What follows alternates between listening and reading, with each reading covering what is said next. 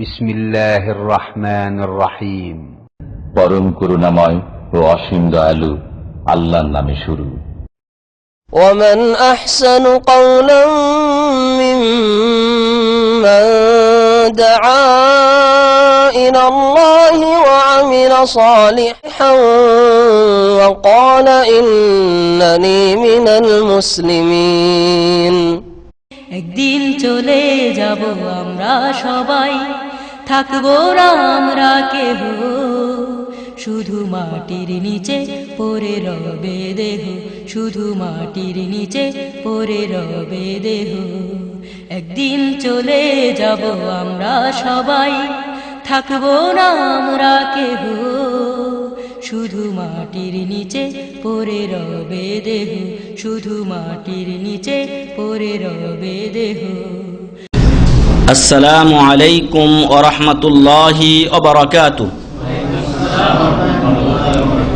আলহামদুলিল্লাহ ওয়াসসালাতু ওয়াসসালামু আলা রাসূলিল্লাহ ওয়া আলা আলিহি ওয়া সাহবিহি ওয়া মান তাবিআহুম বিইহসান ইলা ইয়াউমিদ্দিন। أما بعد فأعوذ بالله من الشيطان الرجيم. بسم الله الرحمن الرحيم.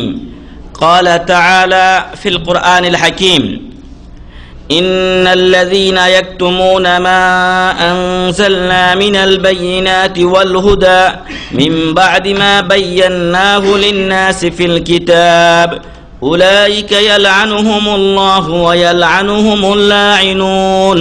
سورة البقرة 159 নম্বর আয়াত। وقال عز وجل: إن الذين كفروا وماتوا وهم كفار أولئك عليهم لعنة الله والملائكة والناس أجمعين. سورة البقرة 161 নম্বর আয়াত। وعن أبي هريرة رضي الله عنه عن النبي صلى الله عليه وسلم قال: إذا دعا الرجل امرأته إلى فراشه فأبت أن تجيء لعنتها الملائكة حتى تصبح. رواه الشيخان يعني ইমাম বুখারী ও মুসলিম রাহিমাহুমাল্লাহ। যাবতীয় প্রশংসা ও গুণগান একমাত্র সেই মহামহিয়ান মহান রব্বুল ইজ্জাতের জন্য, যার অশেষ মেহেরবানিতে আমরা আজকে ইসলামিক সমাবেশে উপস্থিত হতে পেরেছি। যেই মহান রব্বুল আলামিন আমাদেরকে সুযোগ করে দিলেন, সেই আল্লাহর প্রশংসা করি আলহামদুলিল্লাহ। সালাত ও সালাম বর্ষিত হোক প্রিয় নবী মুহাম্মদ সাল্লাল্লাহু আলাইহি ওয়াসাল্লামের উপরে, যিনি ইসলামকে আমাদের নিকট পর্যন্ত পৌঁছে দেওয়ার জন্য সর্বাত্মক চেষ্টা করে গেছেন এবং তার যতটুকু সাধ্য ছিল তা তিনি ব্যয় করে গেছেন। সেই রাসূলের উপরে আমরা দরুদ ও সালাম পেশ করি সাল্লাল্লাহু আলাইহি ওয়াসাল্লাম।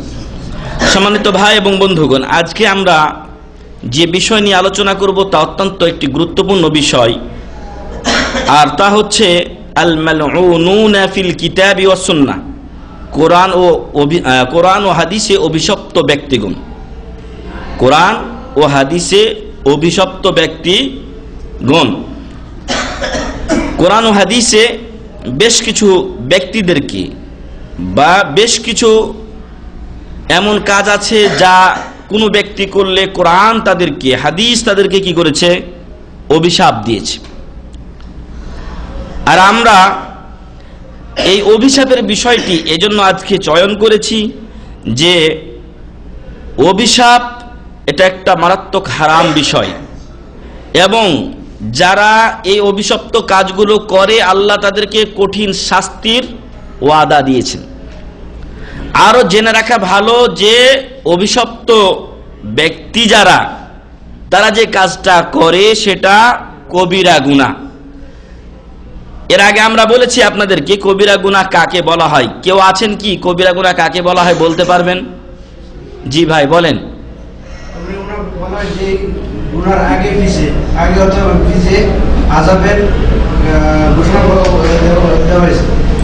জি, সুন্দর উত্তর সঠিক হয়েছে যে সকল পাপের পরে শাস্তির উল্লেখ হয়েছে অথবা ধমক দেওয়া হয়েছে সেই সকল পাপকে কবিরা গুনাহ বলা হয়।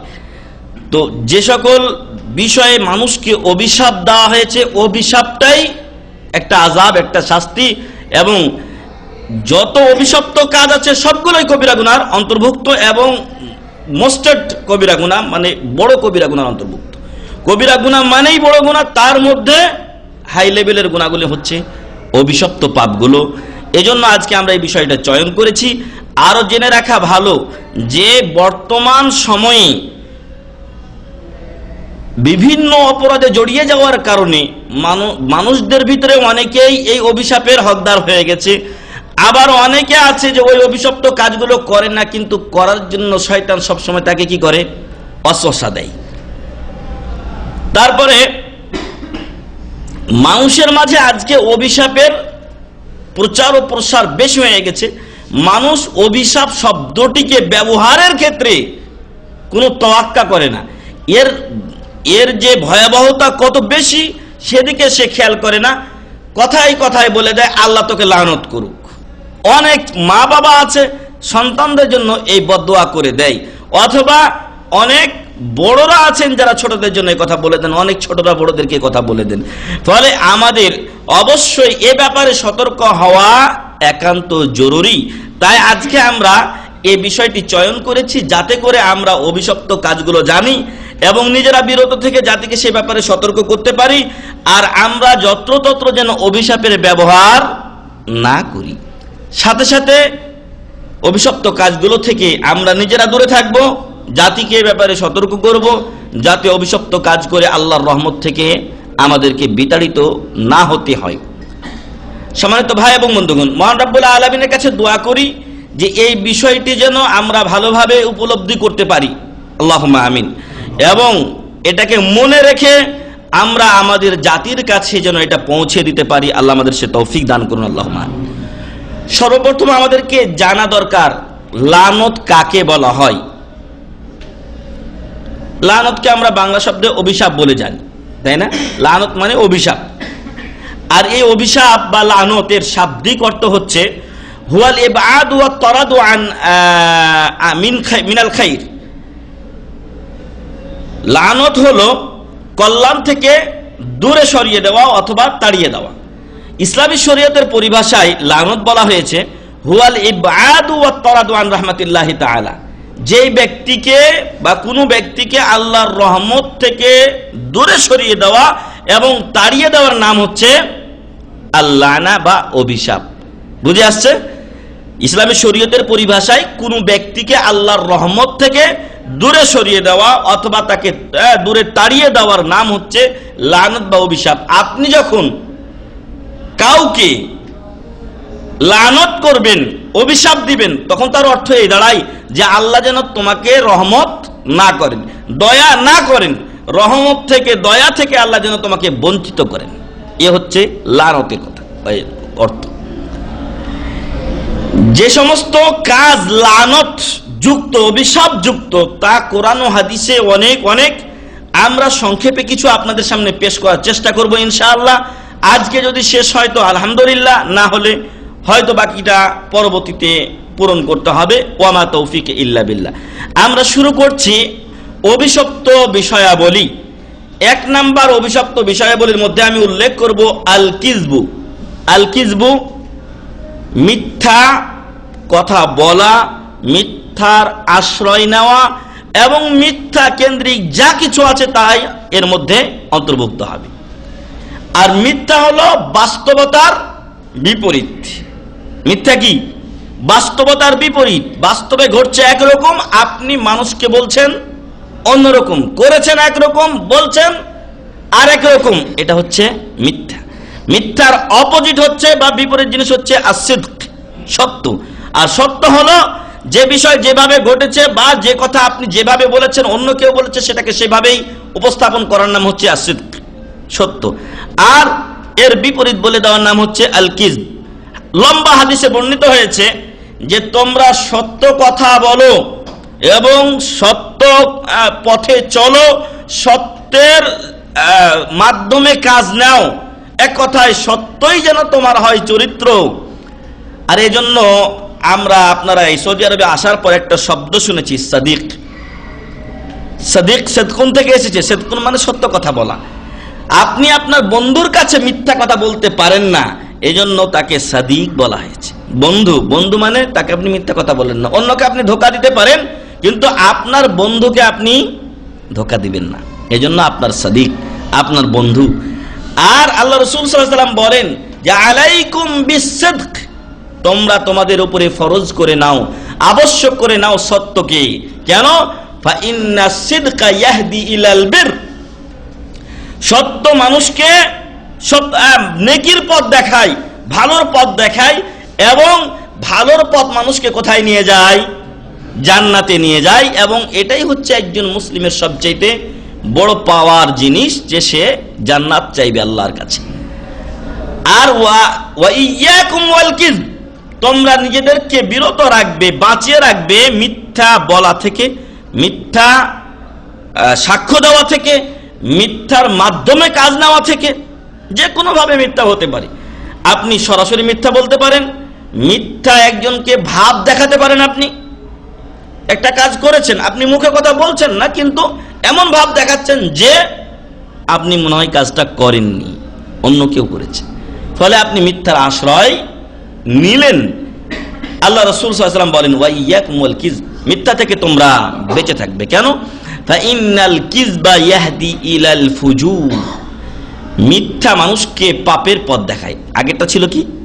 সত্য মানুষকে নেকির পথ দেখায়, আর মিথ্যা মানুষকে পাপের পথ দেখায়, পাপ মানুষকে নিয়ে যায় জাহান্নামে। অতএব তোমরা সত্য পথ ধরো, সত্য কথা বলো, সত্যকে নিজের চরিত্র, ভূষণ এবং বৈশিষ্ট্য বানিয়ে নাও, আর মিথ্যা থেকে দূরে থাকো, মিথ্যাকে তোমার থেকে অনেক দূরে তাড়িয়ে দাও। আল্লাহ যেন আমাদের তৌফিক দান করেন, আল্লাহুম্মা। এখন এই মিথ্যা কথা যারা বলে, অথবা মিথ্যাই যাদের ধর্ম ও কর্ম, তাদেরকে কোরআনের ভাষায় আল্লাহর রহমত থেকে বিতাড়িত করা হয়েছে, মানে লানত করা হয়েছে, অভিশাপ দেওয়া হয়েছে। মহান রব্বুল আলামিন বলেন ফামান হাজ্জাকা ফীহি মিন বা'দি মা জাআকা মিনাল ইলম فقل تعالوا ندعو أبناءنا وأبناءكم ونساءنا ونساءكم وأنفسنا وأنفسكم ثم نبتهل فنجعل لعنة الله على الكاذبين। সূরা আলে ইমরান 61 নম্বর আয়াতে মহান রব্বুল আলামিন বলছেন যে ফামান হাজ্জাকা, যে তোমার সাথে ঝগড়ায় লিপ্ত হয়, ফিহে মানে তার ব্যাপারে, এখানে ঈসা আলাইহিস সালামকে বোঝানো হয়েছে। অর্থাৎ আল্লাহ রাসূল সাল্লাল্লাহু আলাইহি ওয়াসাল্লাম যখন দাওয়াত দিয়েছিলেন, তখন তো কুরাইশ, কুফারে কুরাইশ ছিল, সাথে ইহুদি ও খ্রিস্টানরাও ছিল। যদি তোমার সাথে মুহাম্মদ সাল্লাল্লাহু আলাইহি ওয়াসাল্লাম কেউ ঝগড়ায় লিপ্ত হয় ঈসা আলাইহিস সালামের ব্যাপারে, মিন বাদি মা জাআকা মিনাল ইলম, আপনার কাছে ঈসা আলাইহিস সালামের ক্ষেত্রে বা ব্যাপারে আল্লাহর পক্ষ থেকে ইলম আসার পর, তারা যদি তোমার সাথে ঝগড়ায় লিপ্ত হয়, আর তুমি হক পথে আছো, ওরা অন্যায় পথে আছে, তাহলে তুমি ওদেরকে বলে দাও, ফাকুল, আপনি বলে দিন, তাআলাও, তোমরা আসো, নাদউ আবনাআনা ওয়া আবনাআকুম, মানে ইহুদি ও খ্রিস্টানদেরকে মুহাম্মদ সাল্লাল্লাহু আলাইহি ওয়াসাল্লামকে আল্লাহ তাআলা বলে দিতে বলছেন, বলে দাও যে তোমরা তোমাদের সন্তানদেরকে ডাকো, আর আমরা আমাদের সন্তানদেরকে ডাকি। নাদউ আবনাআনা ওয়া আবনাআকুম, আমাদের সন্তানদেরকে আমরা ডাকি, তোমাদের সন্তানদেরকে তোমরা ডাকো। ওয়া নিসানা ওয়া নিসাকুম, আমরা আমাদের স্ত্রী, মহিলা, মেয়ে এবং যত মহিলা জাতি আছে, মা, খালা, নানি যত আছে, আমাদের মহিলাদেরকে আমরা ডাকি, আর তোমরা তোমাদের মহিলাদেরকে ডাকো। ওয়া আনফুসানা ওয়া আনফুসাকুম, এবং তোমরাও তোমাদের যত লোক আছে তাদেরকে ডাকো, আমরা আমাদের যত লোক আছে আমরা ডাকবো। তারপর কি করব? সুম্মা নাবতাহিল, তারপর আমরা আল্লাহর কাছে কাকুতি মিনতি সহকারে দোয়া করব। কি দোয়া করব? ফানাজআল লা'নাতাল্লাহি আলাল কাযিবিন, আমরা আল্লাহর কাছে বিনয়ের সাথে বলবো, আল্লাহর কাছে খুশু নিয়ে বলবো, কাকুতি মিনতি সহকারে বলবো যে হে আল্লাহ, যারা মিথ্যুক তাদের উপরে যেন তোমার লানত বর্ষিত হয়। নাউজুবিল্লাহি মিন যালিক। তাহলে বোঝা গেল যে হকের ব্যাপারে যদি আপনি অটল থাকেন, আর আপনার বিপক্ষ লোক তারাও যদি বলে যে না আমরা সত্য কথা বলছি, তাহলে মুবাহালা করতে পারেন। কি বলে এটাকে? মুবাহালা বলা হয়। এটাকে বলা হয় মুবাহালা, আপনারা আপনাদের লোকদেরকে ডাকবেন, আত্মীয় স্বজনকে ডাকবেন, নিজেদের লোকদেরকে ডাকবেন, আমরা আমাদের লোকদেরকে ডাকবো, উভয়ে মিলে মহান রব্বুল আলামিনের কাছে দোয়া করব যে আল্লাহ, যে জালেম, যে মিথ্যুক অথবা যে অন্যায় পথে আছে তাকে তুমি ধ্বংস করে দাও অথবা তাকে লানত করো, অভিশাপ দাও। এর নাম হচ্ছে মুবাহালা। এখানে বলা হচ্ছে সুম্মা নাবতাহিল ফানাজআল লানাতাল্লাহি আলাল কাযিবিন, আমরা আল্লাহর কাছে বিনয় সহকারে বলবো, আল্লাহ তুমি মিথ্যুকদেরকে অভিশাপ দাও, অভিশপ্ত করো, তাদেরকে তোমার রহমত থেকে তাড়িয়ে দাও। সূরা আলে ইমরান 61 নম্বর আয়াত। তাহলে বোঝা গেল মিথ্যা কথা বলা, মিথ্যার মাধ্যমে কাজ নেওয়া অভিশপ্ত কাজের একটা অন্যতম বিষয়। এরকমই মুবাহালা করেছিল গোলাম আহমদ কাদিয়ানী। আমার ওস্তাদের মুখ থেকে শোনা, আমি বইয়ে পড়িনি, তবে আমার ওস্তাদ বিশ্বস্ত শেখ আহমদুল্লাহ রহমানী সাহেব, যিনি আমাদের সম্মানিত শেখ মতিউর রহমান সাহেবেরও যতটুকু জানি ওস্তাদ, উনি ভারতের রহমানিয়া থেকে ফারিগ ছিলেন এবং প্রখ্যাত মুহাদ্দিস ছিলেন। তো উনি বলছেন যে গোলাম আহমদ কাদিয়ানী যখন নিজেকে নবী বলে দাবি করলো, তখন অনেক বাহাস মুনাজারা হয়েছে তৎকালীন যুগের আলেম ওলামাদের সাথে।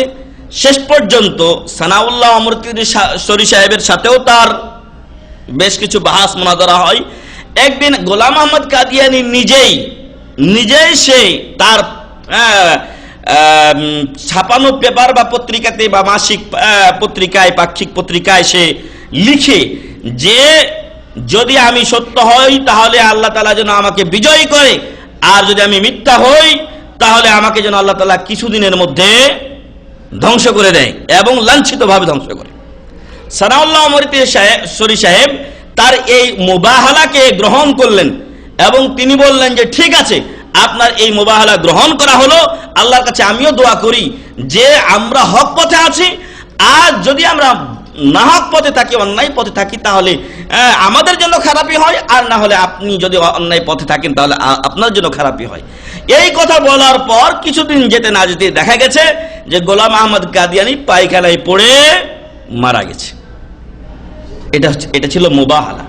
তো এখানে মুবাহালার কথা বলা হয়েছে, আমাদের সেটা আজকের বিষয় না, তবে মুবাহালা এরকম হয় যে আপনি আপনার দলের লোককে ডাকবেন, আমি আমার দলের লোককে ডাকবো, আমার আত্মীয় স্বজন বা আমার নিকটের লোকদেরকে ডাকবো, ডেকে উভয় পক্ষ আল্লাহর কাছে দোয়া করবো যে সত্য যেন বিজয়ী হয়, অন্যায় যেন বিলুপ্ত হয়ে যায়, তারা যেন অভিশপ্ত হয়, আল্লাহর রহমত থেকে বঞ্চিত হয়ে যায়। এক নম্বরে গেল কিযব, মিথ্যা কথা বলা। মিথ্যা কথা বলা কবিরা গুনাহ, মিথ্যা কথা বলা অভিশপ্ত একটি গুনাহ। তাই আমাদেরকে মিথ্যা থেকে দূরে থাকতে হবে। আপনার কাজে, আপনার কথায়, আপনার কর্মে, আপনার চলাফেরায় কোনো স্থানে আপনি মিথ্যাকে জায়গা দিবেন না। আপনার চরিত্র যেন হয় সত্য এবং সেই সত্যকে গ্রহণ এবং সত্যের মাধ্যমে কাজ নেওয়া। আল্লাহ যেন আমাদের তৌফিক দান করেন, আল্লাহুম্মা। মিথ্যা একটা বিষয় গেল। 2 নম্বর বিষয় হচ্ছে কিতমানুল ইলম, ইলমকে গোপন করা। ইলমকে গোপন করা। এখন বর্তমান সময়ে এরকম অনেক বিষয় আমাদের সমাজে ঘটে। আপনি একটা বিষয় জানছেন যে এটা এইভাবে হয়েছে, কিন্তু আপনি কোর্টে গিয়ে সাক্ষ্য দিচ্ছেন তার উল্টা। হয় না এমন? কিতমানুল ইলম, আপনি ইলম গোপন করছেন। আবার অনেক লোক অনেক বিষয় সম্পর্কে জানেন কিন্তু মানুষের সামনে সেটা প্রচার করেন না। শেখ আকরামুজ্জামান হাফিজাহুল্লাহ, উনার সাথে গেলাম বরিশালের প্রত্যন্ত এক অঞ্চলে। ওইখানেও একজন মাদানী আছেন, কিন্তু উনার গ্রামে গিয়ে দেখলাম যে ছোট ছোট বাচ্চা প্রায়গুলোর গলা, হাতে, পায়ে কোনো না কোনো জায়গায় তাবিজ। ওই আলেমের অবশ্যই দায়িত্ব ছিল যে তাদেরকে এই বিষয় সম্পর্কে বুঝানো, কারণ তার কাছে এলেম আছে।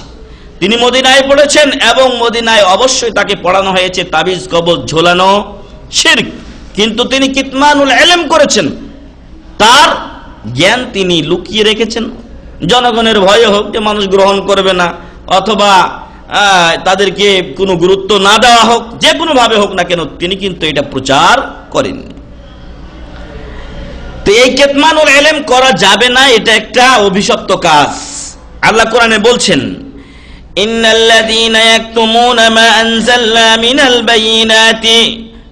বায়িনাতি ওয়াল হুদা মিন বা'দি মা বায়্যানাহু লিন-নাসি ফিল কিতাব, নিশ্চয় যারা গোপন করে আমি যা নাজিল করেছি মিনাল বায়িনাত বর্ণনা সমূহের মধ্য থেকে, ওয়াল হুদা এবং হেদায়েতের মধ্য থেকে, আমি যে সকল হেদায়েত এবং বর্ণনা নাজিল করেছি মিন বা'দি মা বায়্যানাহু লিন-নাসি ফিল কিতাব, আমি এগুলো আল কোরআনুল কারীমে বর্ণনা করে দেওয়ার পর এবং দ্বিতীয় ওহী হাদিসে বর্ণনা করে দেওয়ার পর কেউ যদি উহা গোপন করে মানুষের নিকট থেকে, উলাইকা ইয়ালআনুহুমুল্লাহ, আল্লাহ তাদেরকে অভিশাপ করেন। কে করেন?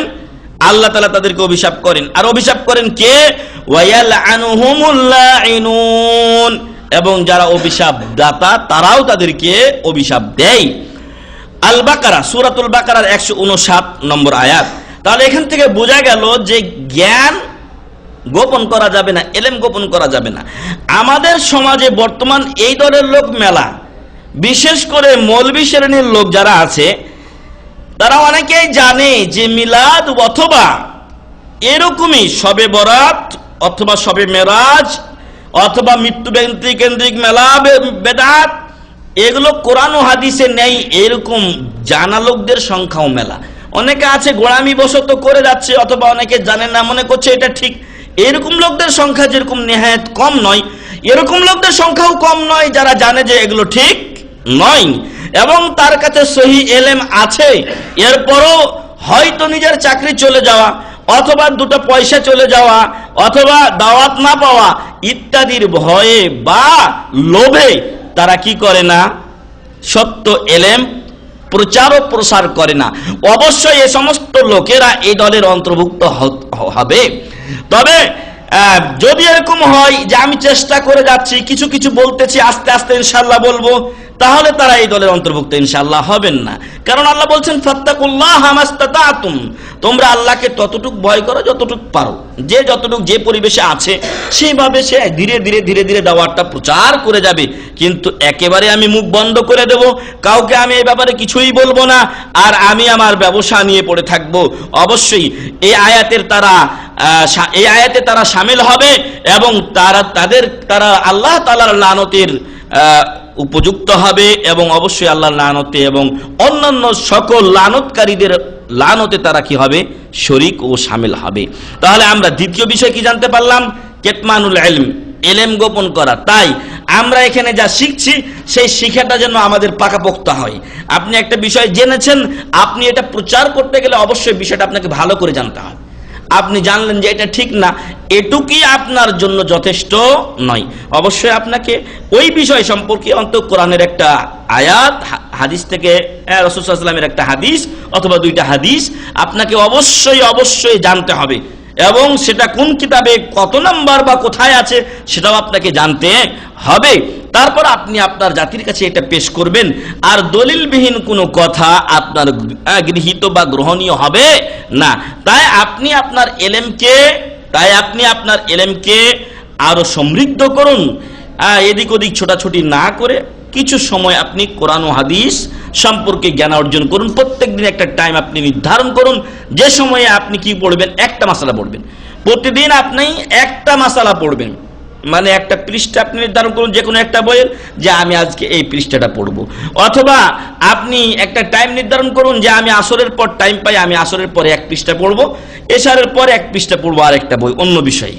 বুঝে আসছে? তো এইভাবে আমরা যেন ইলমকে আমাদের সমৃদ্ধ করি, দলিল দিয়ে মজবুত করি, কোরআন ও হাদিসের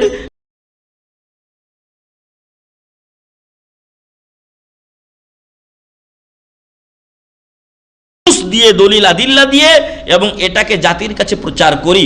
শুধু একটা থিওরি জানাটা এটা আমাদের দাওয়াতি কাজের জন্য যথেষ্ট নয়। আপনি বলে দিবেন, আপনার কাছে দলিল জিজ্ঞাসা করবে, আপনি বলতে পারবেন না, তখন কি হবে? তখন আপনাকে সবাই মিথ্যাবাদী বলবে। আর ওরা জাল জয়ীব যত যা আছে কিতাবের কি কোথায় কোথায় আছে, ওরা নিজেদের লেখা যে সব কিতাব সেগুলো আপনাকে নিয়ে এসে দিয়ে দিবে, অথচ তা কোরআন ও হাদিস নয়। ফলে আপনি তার কাছে ব্যর্থ হয়ে যাবেন। তাই আপনি কোরআন ও সহিহ হাদিসের দলিল সহ আপনার মাসালাকে সুন্দরভাবে নিজে আগে জানুন, তারপর জাতির কাছে প্রচার করুন। এটা গেল 2 নাম্বার বিষয়। আরেক জায়গায় মহান রব্বুল আলামিন বলছেন, ইন্নাল্লাযীনা ইয়াকতুমুনা মা আনজালাল্লাহু মিনাল কিতাব, এবং এই আয়াতটা আগের আয়াত থেকে আরো স্পষ্ট এবং আমাদের সমাজের জন্য অধিক প্রযোজ্য এবং আমাদের সমাজের সাথে অধিক যুগ উপযোগী বা সমাজের সাথে বেশি মিলে যায়। আর সেখানে আল্লাহ বলছেন, ইন্নাল্লাযীনা ইয়াকতুমুনা, নিশ্চয় যারা গোপন করে, মা আনজালাল্লাহু মিনাল কিতাব, মহান রব্বুল আলামিন কিতাবে অর্থাৎ আল কোরআনুল কারীমে যা নাজিল করেছেন, ওয়ায়াশতারুনা বিহি সামানান কালিলা, বিনিময়ে অল্প পয়সা তারা উপার্জন করে। আল্লাহ তাআলা বলছেন, মা আতাকুমুর রাসূল ওয়া মা আতাকুমুর রাসূলু ফাখুযু ওয়া মা নাহাকুম আনহু ফান্তাহু, রাসূল সাল্লাল্লাহু আলাইহি ওয়াসাল্লাম তোমাদেরকে যা দেন তা তোমরা গ্রহণ করো, যা থেকে নিষেধ করেন ওর থেকে দূরে থাকো, বিরত থাকো। এ হচ্ছে কোরআনের নির্দেশ। আল্লাহ কোরআনে এটাই নাজিল করেছেন, কিন্তু কিছু লোক করেছে কি, এই আয়াত এর উপর আমল না করে ওই লোক করেছে কি, রাসূল সাল্লাল্লাহু আলাইহি ওয়াসাল্লাম যেগুলো নিষেধ করেছেন বেদাত থেকে, মান আহদাসা ফি আমরিনা হাযা মা লাইসা মিনহু ফাহুয়া রাদ্দুন, আলাইকুম বিসুন্নতি ওয়া সুন্নাতিল খুলাফাইর রাশিদিন ওয়াল মাহদিয়িন আদ্দু আলাইহা বিন নওয়াজিস ওয়া ইয়্যাকুম ওয়া মুহদাসাতিল উমুর, বেদাত থেকে তোমরা দূরে থাকবে। কিন্তু কিছু লোক এই বেদাতি বিষয়গুলোকে গ্রহণ করেছে কেন, ওয়ায়াশতারুনা বিহি সামানান কালিলা, কোরআনের আয়াতকে গোপন করে দিয়েছে, হাদিসকে গোপন করে দিয়েছে, ওগুলো মানুষের সামনে বলে না, অথবা তার সঠিক ব্যাখ্যা মানুষকে বলে না, বরং এগুলোকে গোপনে রেখে দিয়ে ওয়ায়াশতারুনা বিহি সামানান কালিলা, বিনিময়ে কি করছে, দুনিয়ার সামান্য, সারা পৃথিবী দিলেও এটা সামান্য, আর তার চাইতে কত নগণ্য 500,000 টাকার জন্য এই সমস্ত কাজ এরা করে থাকে। এমনকি কোরআন খতমের মাধ্যমেও 500,000 বা 1,500 2,000 টাকা 100 রিয়ালে কোরআন খতম দেওয়া হয়, আর তাতে যে কত 6-9 আছে সেটা আল্লাহু আলাম, আল্লাহ ভালো জানে। উলাইকা মা ইয়াকুলুনা ফি বুতুনিহিম ইল্লান নার, এই সমস্ত লোকদেরকে আমরা জানিয়ে দিতে চাই যে এরা ওই যে সামান্য টাকা পয়সা নেয়, দাওয়াত খেয়ে হোক অথবা কোরআন খানি করে হোক, মিলাদ খানি করে হোক, যাই করে হোক না কেন, যা কোরআন ও হাদিসে নেই, কোরআন ও সহিহ হাদিস দ্বারা সমর্থিত নয়, এরকম কোন জিনিস করে যদি কেউ দুনিয়াবি কিছু টাকা পয়সা হাসিল করে নেয়, আল্লাহ বলছেন, উলাইকা মা ইয়াকুলুনা ফি বুতুনিহিম ইল্লান নার, এরা ওদের পেটে কি ঢোকায়, জাহান্নামের আগুন ঢোকায়, নাউযুবিল্লাহি মিন যালিক। মা ইয়াকুলুনা ফি বুতুনিহিম, ওদের পেটে খায় না, মানে ঢুকায় না, ইল্লান নার, আগুন ব্যতীত, অর্থাৎ টাকা ঢুকায় না, ওটা কি ঢুকায়, জাহান্নামের আগুন ঢুকায়। ওয়ালা ইউকাল্লিমুহুমুল্লাহু ইয়াউমাল কিয়ামাহ, এই ধরনের লোকদের সাথে আল্লাহ কিয়ামতের দিন কথা বলবেন না। ওয়ালা ইউযাক্কিহিম, ওদের পাপ থেকে আল্লাহ তাআলা ওদেরকে মুক্ত করবেন না। ওয়ালাহুম আযাবুন আলীম, আর ওদের জন্য রয়েছে যন্ত্রণাদায়ক শাস্তি, নাউযুবিল্লাহি মিন যালিক। তাহলে যারা এরকম কাজ করছে, আপনি মনে করিয়েন না যে এটা ছোট পাপ, বরং এটা কবিরা গুনার অন্তর্ভুক্ত, কারণ সে নিজে সত্যটা সম্পর্কে জানছে কিন্তু সত্যটাকে গোপন রেখে দুনিয়াবি সামান্য স্বার্থের জন্য হাজার হাজার এবং শত শত লোককে সে গোমরাহ করে চলেছে। এজন্য এই সমস্ত লোকদের পাপের পরিমাণটাও বেশি, কারণ এরা ধর্মকে গোপন করতে চায়, আর আল্লাহ তাআলা ধর্মকে প্রকাশ করতে বলেছেন, এবং আল্লাহ রাসূল সাল্লাল্লাহু আলাইহি সাল্লামকে পাঠানো হয়েছে কি জন্য, লিইয়ুযহিরাহু আলা দ্বীনি কুল্লি, যাতে করে সকল দ্বীনের উপরে ইসলামকে প্রচার ও প্রসার করেন। তো প্রিয় ভাই এবং বন্ধুগণ, আয়াতটি সূরাতুল বাকারার 174 নম্বর আয়াত। তাই আমাদের সমাজের যে সকল মৌলভী সাহেবেরা বা যে সকল নামধারী আলেমেরা কোরআন ও হাদিস জানার পরও এবং তাদের কাছে ইহা স্পষ্ট হওয়ার পরও সামাজিক ভয়ভীতি অথবা চাকরি চলে যাওয়ার ভয় অথবা এরকম আরো নানাবিধ কারণ, বিশেষ করে কিছু সামান্য টাকা পয়সার লোভ, এগুলোর কারণে যদি সত্যকে গোপন রেখে দেয়, প্রকাশ না করে, তাহলে তারা এই সকল শাস্তির সম্মুখীন হবেন। আল্লাহ যেন তাদেরকে হেদায়েত দান করেন, আল্লাহুম্মা আমিন। এবং আমাদেরকেও যেন যা আমরা শিখেছি সেটা জাতির সামনে প্রচার ও প্রসার করে দেওয়ার তৌফিক দান করেন, আল্লাহুম্মা আমিন।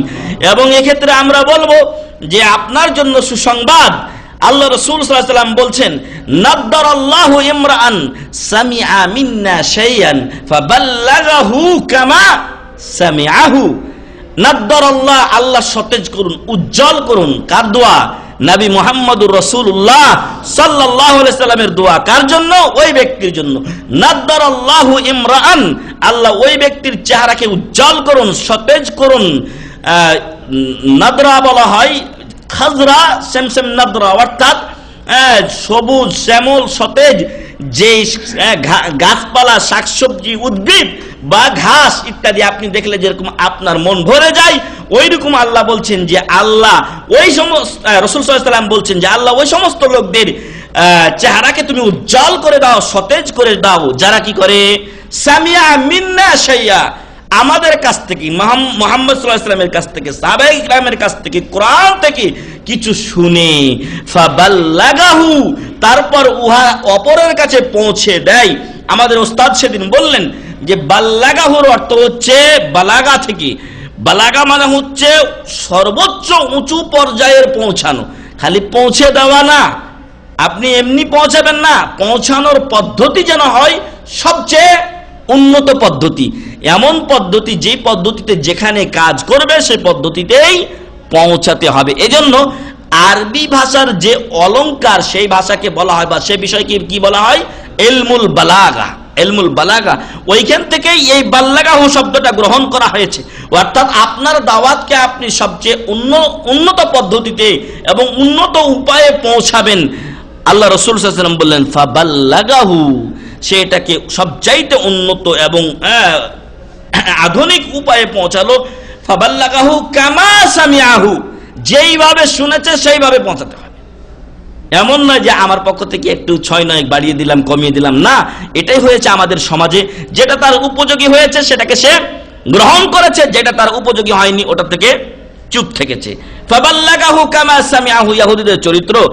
আল্লাহ রাসূল সাল্লাল্লাহু আলাইহি সাল্লামের কাছে ইহুদি লোক, মহিলা বা পুরুষ নিয়ে আসা হলো বা উভয়কে নিয়ে আসা হলো এবং বলা হলো যে তোমরা তোমাদের, তারা জেনা করেছিল, আল্লাহ রাসূল সাল্লাল্লাহু আলাইহি ওয়াসাল্লাম বললেন তোমাদের তাওরাতে তোমরা কি পাও? তো তারা বলল যে আমরা পাই ওদের চেহারাকে কালি টালি মাখিয়ে জুতার গলা দিয়ে টিয়ে ওকে প্রদক্ষিণ করানো। তো বলছে কোথায়? তো তারা ওই উপরে যে কোনো ওই ইব্রানি ভাষাগুলো পড়ে, কিন্তু আব্দুল্লাহ ইবনে সালাম রাদিয়াল্লাহু আনহু ইহুদি পণ্ডিত ছিলেন, তিনি ইসলাম গ্রহণ করেছিলেন। উনি বললেন আল্লাহ রাসূল সাল্লাল্লাহু আলাইহি ওয়াসাল্লাম ওকে হাতটা সরাতে বলেন।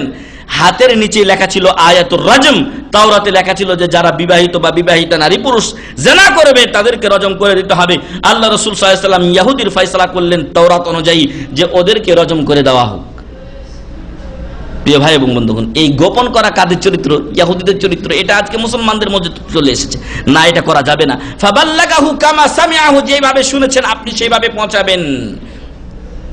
ফারুব্বা মুবাল্লাগিন আও আমিন সামিইন, কারণ এমন হতে পারে যে আপনি শুনেছেন, আপনি আরেক ভাইকে গিয়ে বলেছেন, আপনি ভুলে গেছেন, কিন্তু ওই ভাইয়ের মনে আছে যে আপনি অমুক দিন দার্স থেকে এসে আমাকে এই কথাটা বলেছিলেন, আমার মনে আছে। আপনার মনে না থাকতে পারে, কিন্তু ফারুব্বা মুবাল্লাগিন আও আমিন সামিইন, শ্রোতার চাইতে যার কাছে পৌঁছানো হয়েছে ওই লোকের স্মৃতি শক্তি কি হতে পারে?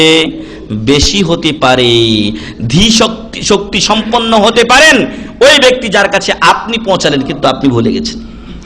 তো প্রিয় ভাই এবং বন্ধুগণ, যা শুনবো ওই কথাটাকে যেভাবে শুনেছি সেইভাবে পৌঁছাবো। যদি কোনো কথা বুঝে না আসে, পরে শায়েখের কাছে আবার আমাকে জিজ্ঞাসা করতে হবে, নতুবা অন্যের কাছে কথাটা আমি না বুঝে পৌঁছানোটা ঠিক হবে না। তাহলে কি হবে? হয়তো হ্যাঁ না হয়ে যেতে পারে, না হ্যাঁ হয়ে যেতে পারে। এজন্য বলবো, মাসআলা যখন শুনবেন ভালো করে শুনুন, ক্লাসে বসে ঘুমানোর চেষ্টা বন্ধ করুন। কেমন? আল্লাহ যেন তৌফিক দান করেন, আল্লাহুম্মা আমিন। দুইটি বিষয় বললাম, অভিশপ্ত দুইটি বিষয়। 1 নাম্বার মিথ্যা বলা, 2 নাম্বার কেতমানুল ইলম, ইলম গোপন করা, 3 নাম্বার বিষয় কাতলুল মুমিনি আমাদা, মুমিনকে ইচ্ছাকৃতভাবে হত্যা করা। মুমিনকে ইচ্ছাকৃতভাবে হত্যা করা, এই কাজ চলছে কিনা আমাদের দেশে? হত্যা করার জন্য অনেক প্ল্যান প্রোগ্রাম সবকিছু করা হয়, উন্নত প্রযুক্তি ব্যবহার করা হয়। যা একটু আগে বলছিলাম যে উন্নত প্রযুক্তি ব্যবহার করে আপনি ইসলামকে পৌঁছে দিন অন্যের দ্বারে দ্বারে, কিন্তু এখন উন্নতি প্রযুক্তি ব্যবহার করা হচ্ছে কিভাবে মানুষকে হত্যা করা হবে সেই কাজে। নাউযুবিল্লাহি মিন যালিক। এ হচ্ছে মুমিন মুসলমানের চরিত্র আজকে।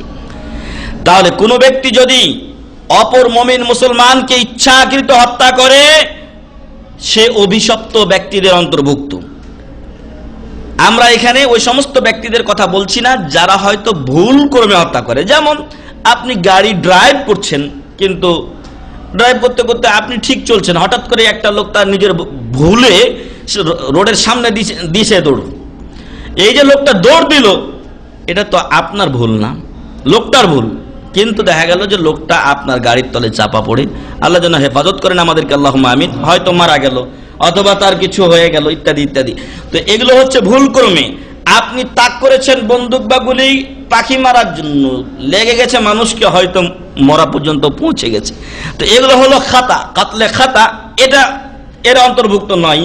বলা হয়েছে ইচ্ছাকৃত প্ল্যান প্রোগ্রাম করে মানুষকে হত্যা করা, যেটা আমাদের সমাজে গণতন্ত্রের যেই ভয়ঙ্কর থাবা ও ছবল আমাদেরকে গ্রাস করেছে, তার একটা কুফল আমরা এখন পেয়ে যাচ্ছি নিয়মিতভাবে, যে অসংখ্য লোক ইচ্ছাকৃতভাবে অসংখ্য লোককে হত্যা করছে, কিন্তু তার কোনো সঠিক বিচারও আমরা পাচ্ছি না। আল্লাহ যেন এরকম গণতন্ত্রের নামে জঘন্যতন্ত্রকে আমাদের সমাজ থেকে দূর করে দেন, আল্লাহুম্মা আমিন। এবং আল্লাহ তাআলা আমাদের সমাজের জন্য ইসলামী আইন কানুন বাস্তবায়নের তৌফিক দান করেন আমাদেরকে, আল্লাহুম্মা আমিন। এবং এই কাজ আমাদেরকেই করতে হবে, এই কাজ আমাদেরকেই করতে হবে, অন্যরা এসে আমাদেরকে এই কাজ করে দেবে না।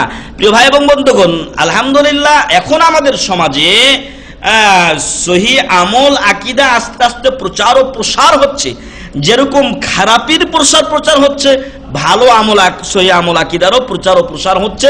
ইনশাআল্লাহ আমরা যদি আমাদের দাওয়াতকে বেগবান করতে পারি, তাহলে মিথ্যা অপসারিত হবেই, এবং ইনশাআল্লাহ আমরাও বাংলার জমিনে একদিন ওই আয়াত পড়তে পারবো, কুল জাআল হাক্কু ওয়া যাহাকাল বাতিল ইন্নাল বাতিলা কানা যাহুকা। তো আমাদেরকে চেষ্টা চালাতে হবে। আল্লাহ তাআলা বলছেন, ইন্নাল্লাহা লা ইউগাইয়িরু মা বিকাউমিন হাত্তা ইউগাইয়িরু মা বিআনফুসিহিম। আমরা ইন্নাল্লাহা লা ইউগাইয়িরু মা বিকাউমিন, আমাদের ভাগ্য আল্লাহ তাআলা পরিবর্তন করে দেবেন না, বরং আমাদেরকে আমাদের ভাগ্য নিজেরাই চেঞ্জ করতে হবে। আমাকে নিজেকে আগে ভালো হতে হবে, তারপরে অন্য মানুষকে ভালো হওয়ার দাওয়াত দিতে হবে। তো এই জন্য বলবো যে ইচ্ছাকৃত হত্যা আজকে আমাদের সমাজে প্রচুর বেড়ে গেছে।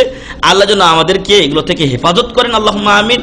এক সময় বলা হলো যে বেডে গিয়ে পাহারা দেবে নাকি, তো এখন বাইরেও তার পাহারা নেই। যাই হোক, এজন্য আমাদেরকে ওই যে প্রথমে আমরা 1 নাম্বার বলে এসেছিলাম আল কিযব, মিথ্যা, এই মিথ্যার আশ্রয় আমাদের ত্যাগ করতে হবে। আমাদের সমাজের লোকেরা মিথ্যার আশ্রয় নেওয়ার ফলে সত্য আজকে উঠে গেছে, যার ফলে দেখা যাচ্ছে যে অন্যায় হওয়ার পরও মিথ্যার আশ্রয় নিয়ে অনেকে পার পেয়ে যাচ্ছে। প্রিয় ভাই এবং বন্ধুগণ, 3 নাম্বার অভিশপ্ত বিষয় এবং মারাত্মক কবিরা গুনাহ হলো কোনো মুসলিম ব্যক্তিকে, মুমিন ব্যক্তিকে কি করা? ইচ্ছাকৃত হত্যা করা। মহান রব্বুল আলামিন মহাগ্রন্থ আল কোরআনুল কারীমে বলছেন, ওয়া মান ইয়াকতুল মুমিনাম মুতাআম্মিদা, ওয়া মান ইয়াকতুল মুমিনাম মুতাআম্মিদা, যে ব্যক্তি কোন মুমিনকে ইচ্ছাকৃত হত্যা করবে, তার কি পরিণাম? তার পরিণাম আল্লাহ বলছেন, খেয়াল করে রাখবেন কতগুলো পরিণাম।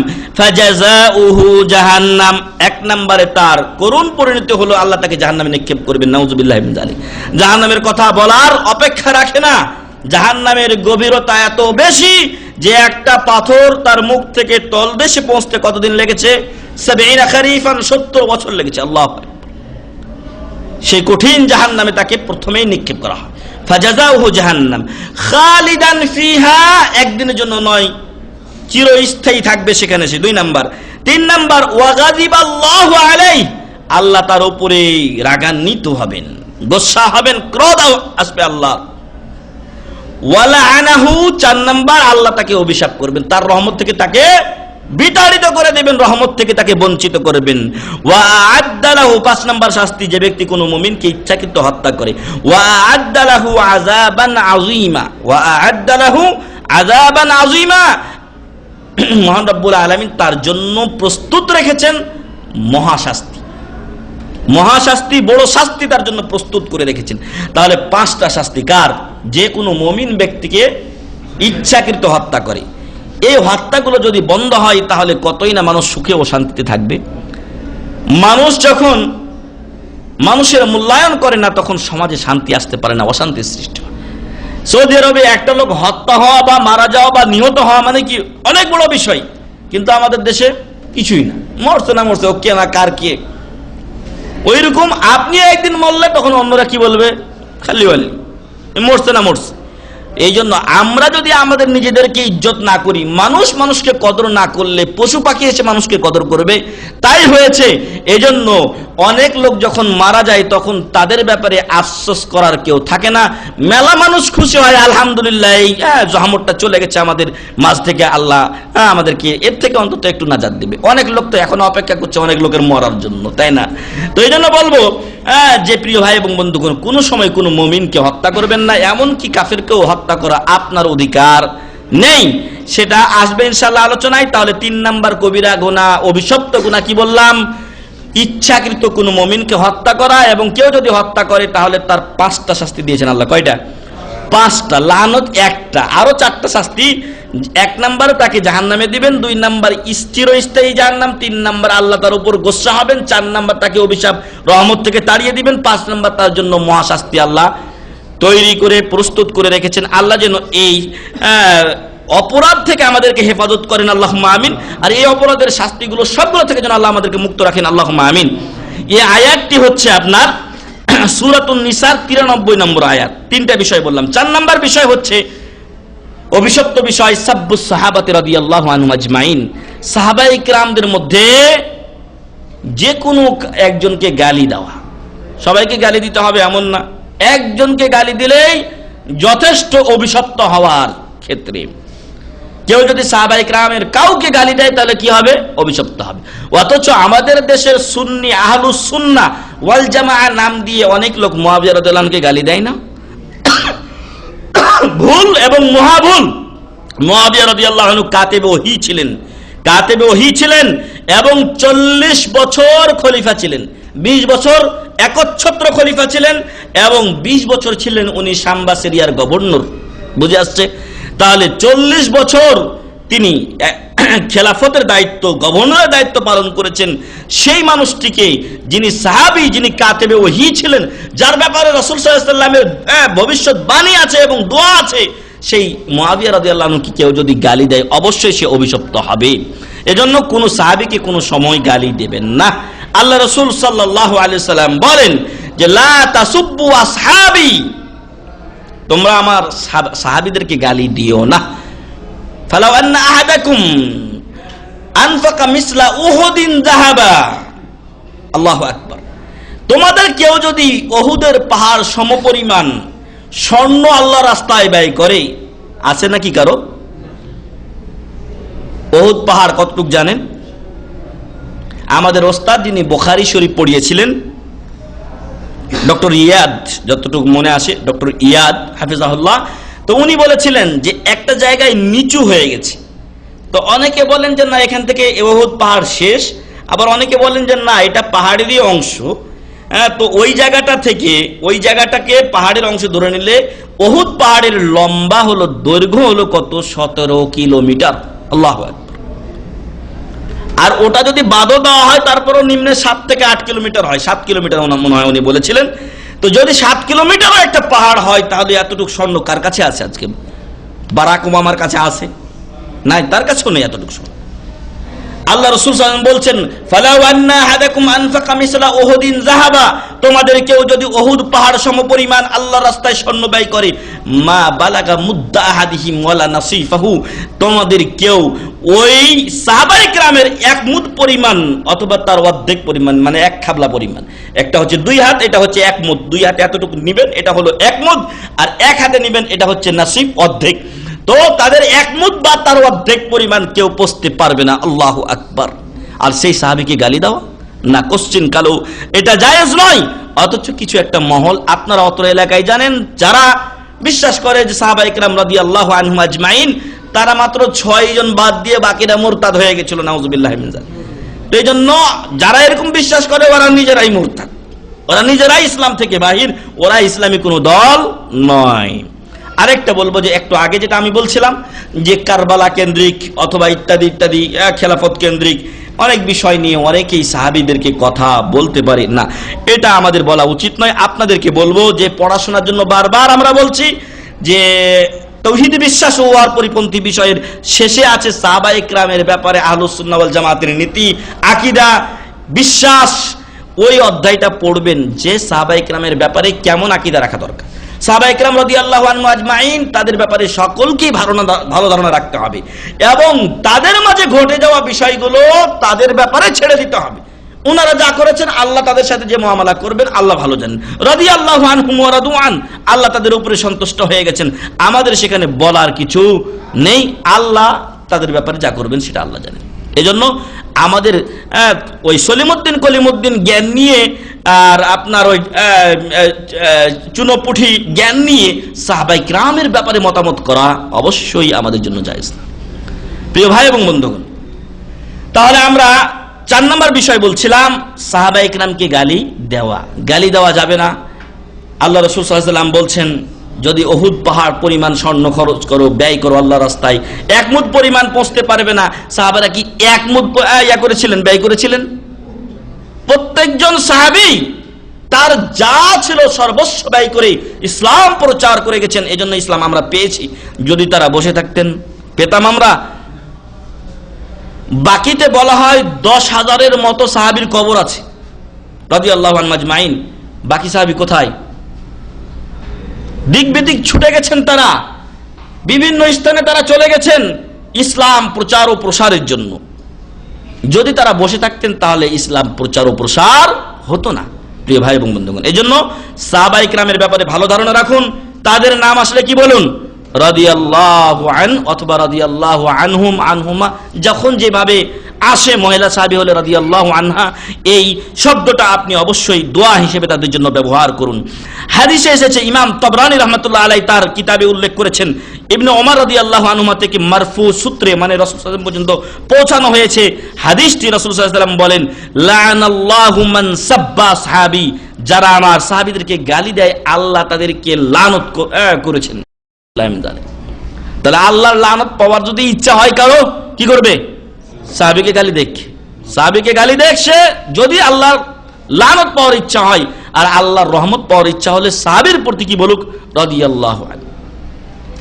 قال رسول الله صلى الله عليه وسلم, আর এক হাদিসে রাসূল সাল্লাল্লাহু আলাইহি ওয়াসাল্লাম বলেন, মান সাব্বা আসহাবি, যে ব্যক্তি আমার কোন সাথীকে, সাহাবীকে, সহচরকে গালি দিল, ফা আলাইহি লানাতুল্লাহ, তার উপরে আল্লাহর লানত, ওয়াল মালাইকা, ফেরেশতাদের লানত, অভিশাপ, ওয়ান নাসি আজমাইন, এবং সকল মানুষের অভিশাপ তার উপরে বর্ষিত হোক। নাউযুবিল্লাহ।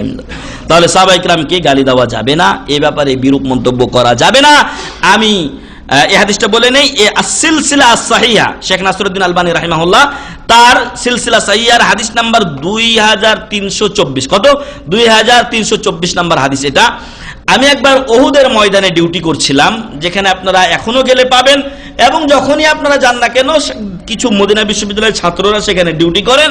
মানুষদেরকে যেটা সঠিক সেটা তারা বুঝিয়ে থাকেন, এবং যেগুলো করা এখানে ঠিক নয় সেগুলোর ব্যাপারে সাবধান ও সতর্ক করে থাকেন।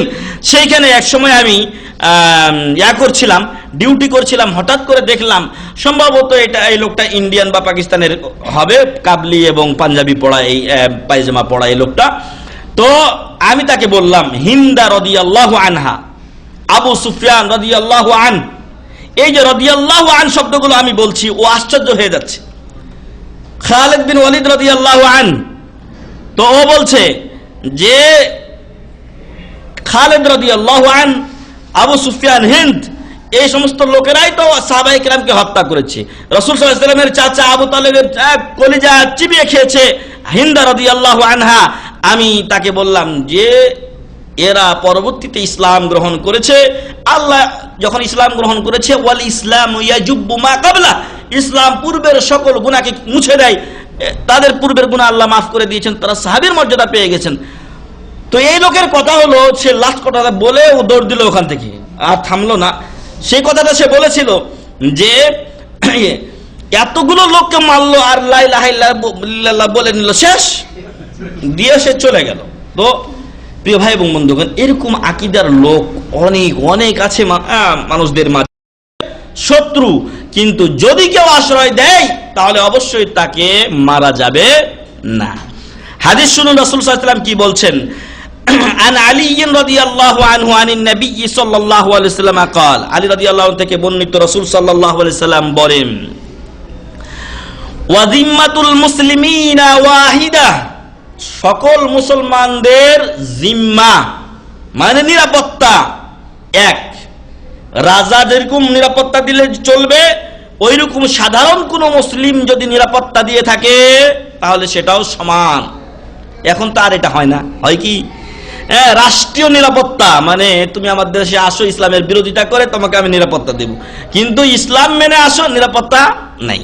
যাই হোক, রাজা আর প্রজাদের মধ্যে আকাশ জমিন ফারাক। কিন্তু আপনার গণতন্ত্রের কথা বলে অনেক কিছুই বলা হয়, জনগণের তন্ত্র, জনগণ এখানে দেশ শাসন করবে, জনগণের কথা চলবে, কিন্তু না, ওইটা কিছুই হয় না।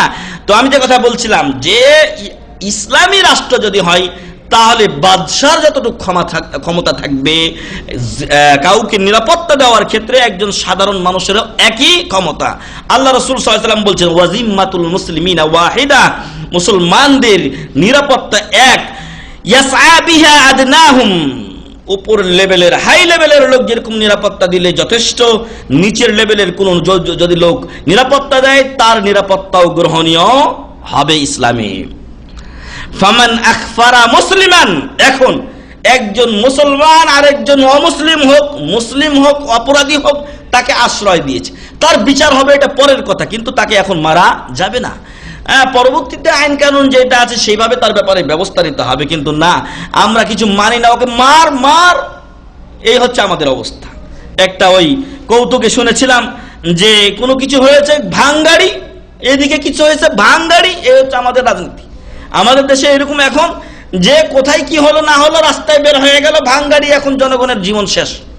একটা লোক, একটা গাড়ি ছিল, ওটা ভেঙে শেষ করে দিল, মানুষটা ফকির, এখন রাস্তায় এসে বসলো।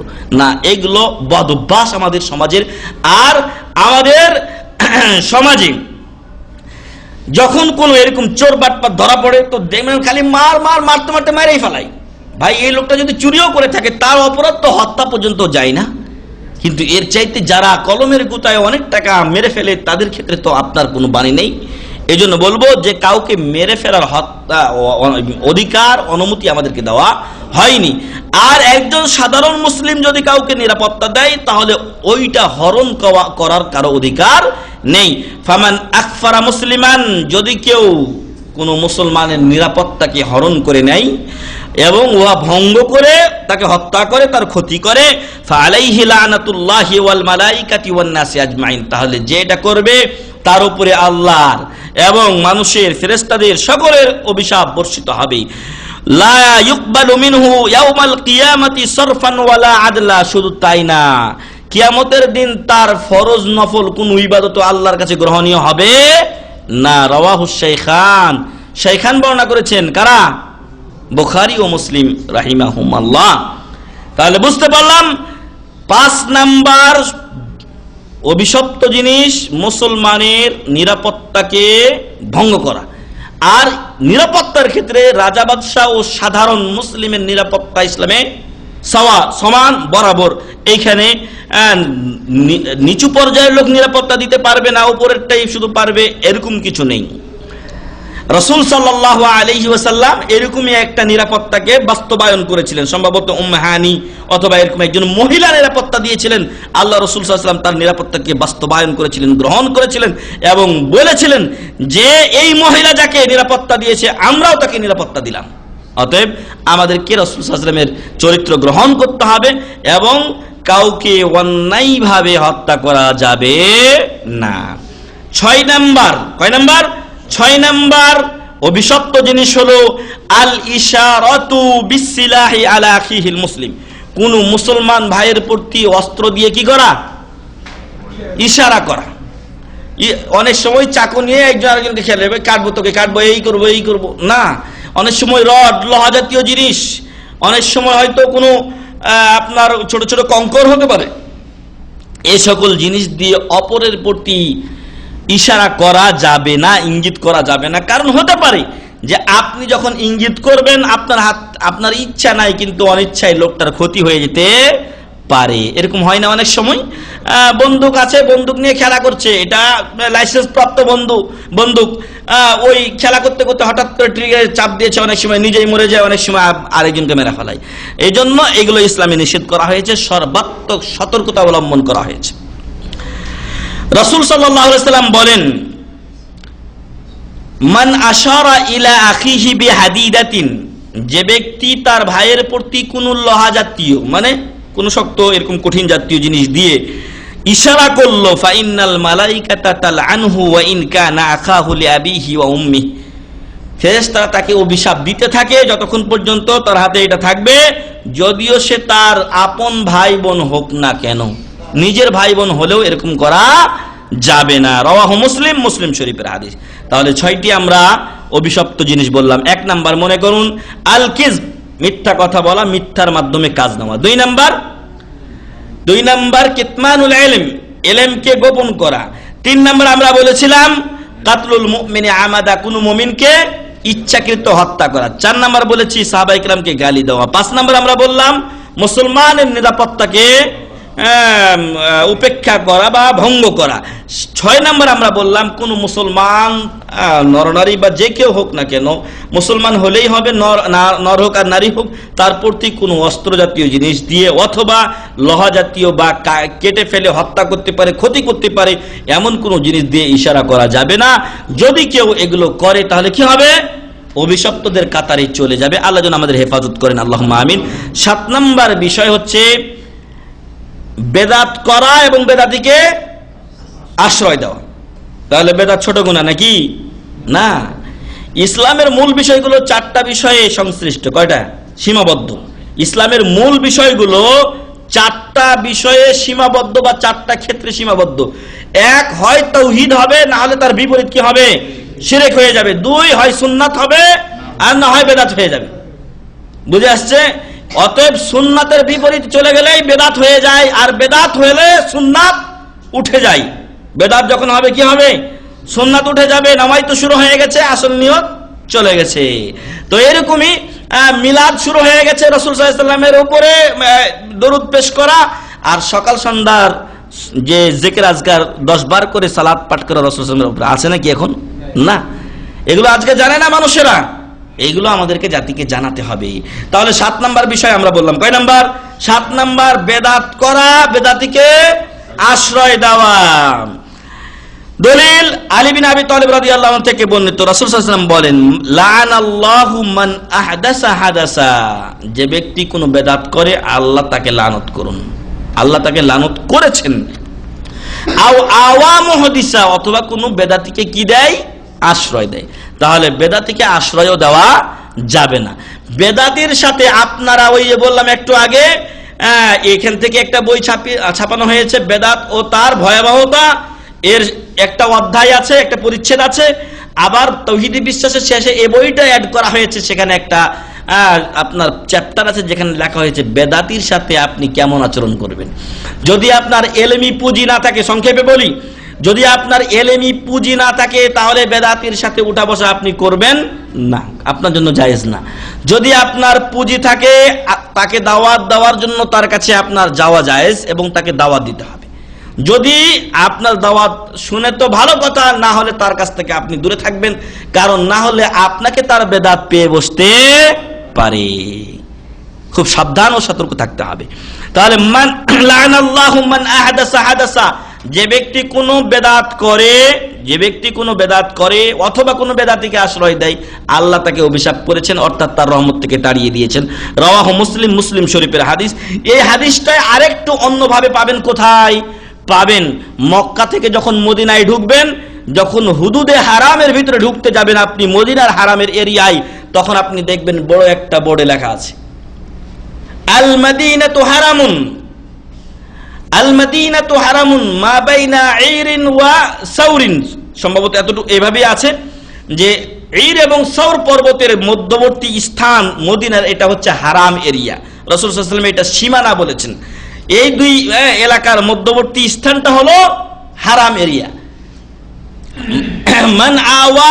মান আহাদাসা ফিহা হাদাসান, যে ব্যক্তি সেখানে কোনো বেদাত করে, আও আওয়া মুহাদিসান, অথবা কোনো বেদাতিকে আশ্রয় দেয়, ফালাইহি লানাতুল্লাহি ওয়াল মালাইকাতি ওয়ান নাসি আজমাইন, তার উপরে আল্লাহর লানত, ফেরেশতাদের লানত, সকল মানুষের লানত। নাউজুবিল্লাহ।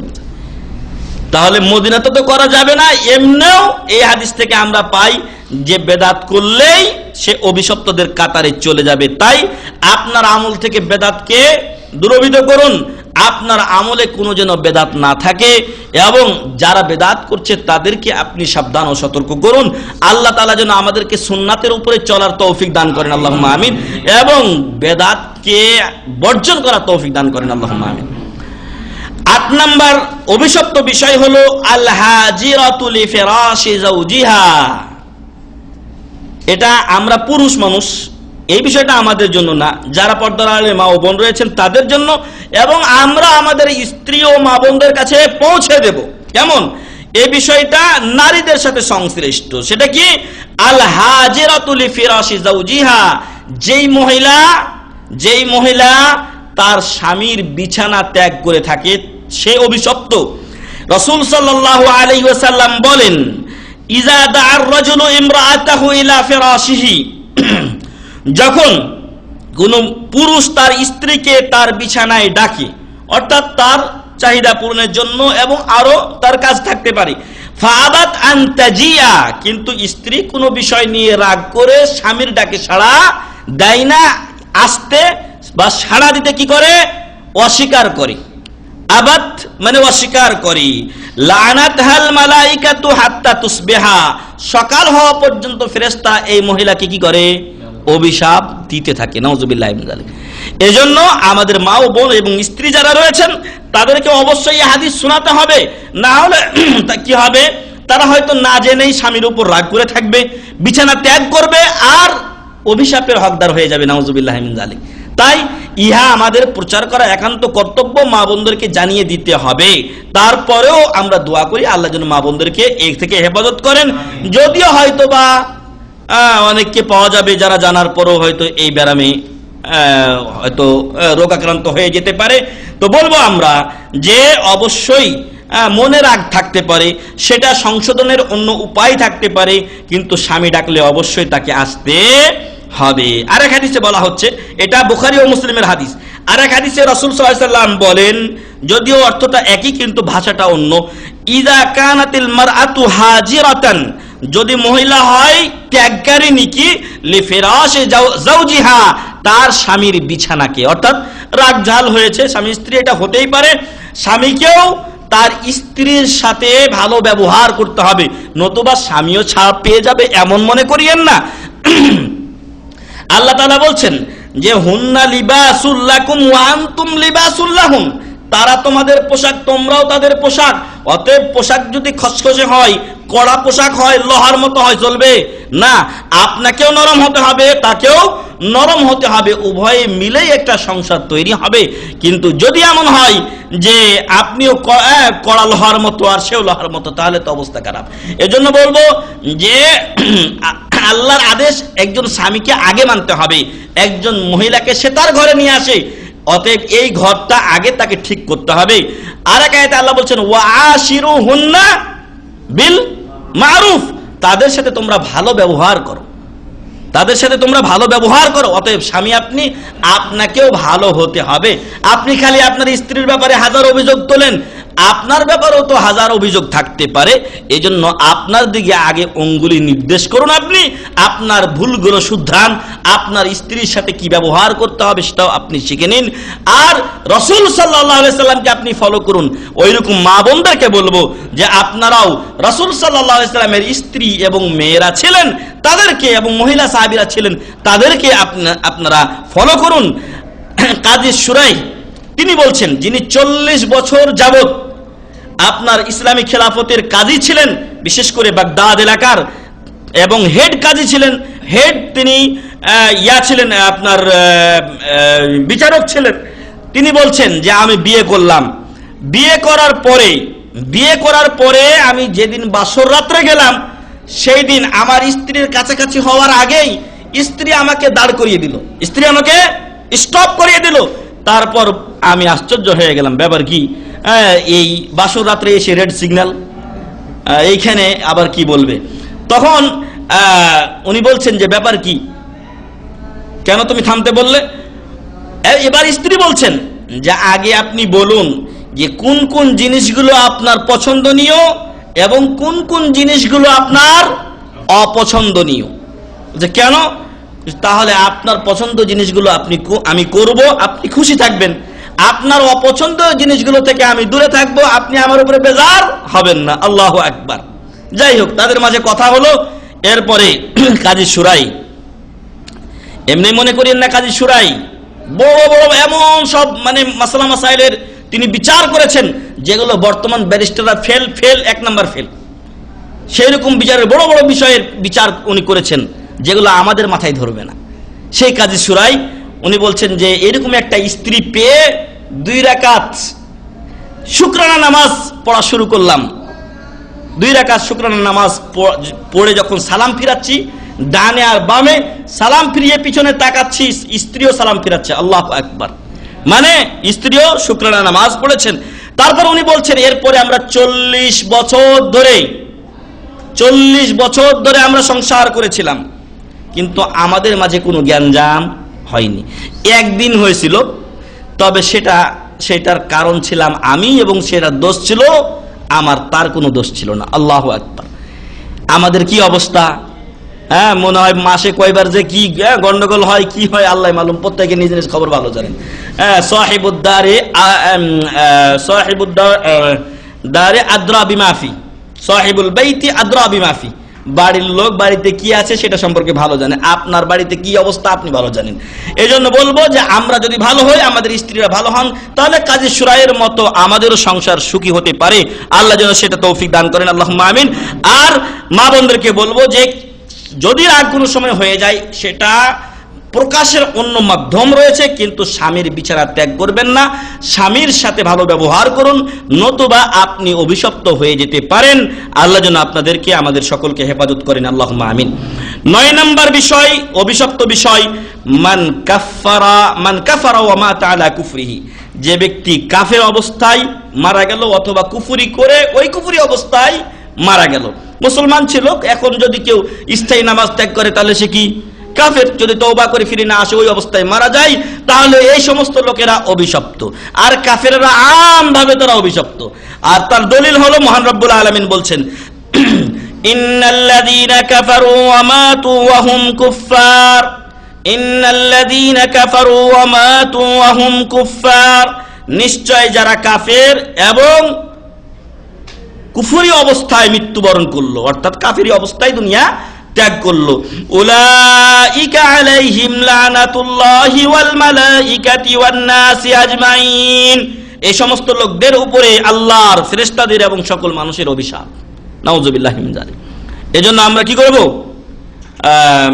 কুফরি পর্যায়ে যাওয়া থেকে নিজেদেরকে হেফাজত করব, এবং যে সমস্ত আমাদের পরিচিত জন আছে, এটা নিশ্চিত বিষয় যে নিজেদের পরিচিত জনদের মধ্যে অনেক লোক আছে যারা নামাজ পড়ে না, অনেকে আছে রোজা রাখে না, অনেকের মেলা মেলা মন্তব্য।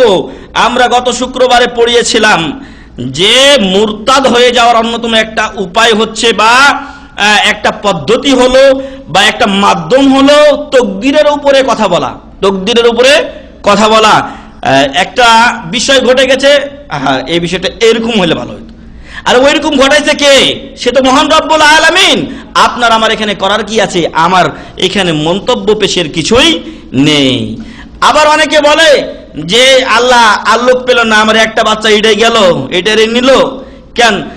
এরকম কথা আমরা বলে থাকি না অনেক সময়, অনেকে বলে না আমাদের। তো এরকম কথা বলা যাবে না। আল্লাহ তাআলার সন্তুষ্টিতে আমাদের সন্তুষ্ট থাকতে হবে, আর আল্লাহ তাআলার অসন্তুষ্টিতে আমাদের অসন্তুষ্ট থাকতে হবে। তাই প্রিয় ভাই এবং বন্ধুগণ, তাকদীর নিয়ে কোনো কথা বলা যাবে না। এগুলোর মাধ্যমে মানুষ অনেক সময় ইসলাম থেকে বের হয়ে যায়। এছাড়া ইসলাম থেকে বহিষ্কারকারী 10টি বিষয় এর আগে আপনাদের সামনে অনেকবারই বলা হয়েছে, বিতরণ করা হয়েছে। তাই ওই সকল বিষয় থেকেও আমাদেরকে সাবধান ও সতর্ক থাকতে হবে। ঈমান ভঙ্গকারী বিষয় অনেক সময় জানতে অজান্তে হয়ে যেতে পারে, সে ব্যাপারে সতর্ক থাকতে হবে।